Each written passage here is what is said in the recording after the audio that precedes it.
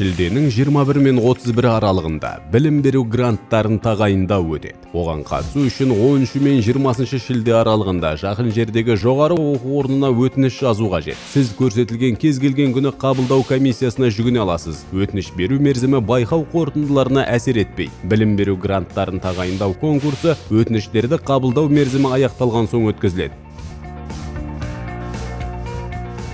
Бейінді пәндер сәйкес келген жағдайда сіз өзіңіз таңдаған 4 жоғары оқу орнында 4 білім беру бағдарламаларының топтарын көрсете аласыз. Жоғары оқу орнына қабылдану кезінде сіз таңдаған білім беру бағдарламалары топ аясында оқу үшін нақты білім беру бағдарламасын таңдайсыз. Білім беру гранттарын тағайындау конкурсына қатысу үшін жоғары оқу орнының қабылдау комиссиясына тапсыру керек құжаттар: бекітілген үлгідегі бланкіде жазылған өтініш, білімі туралы құжаттың түп нұсқасы, ұлттық бірыңғай тестілеу сертификаты, 3/4 көлеміндегі 2 фотосурет, 086U формасында медициналық анықтама, жеке басты куәландыратын құжат көшірмесі.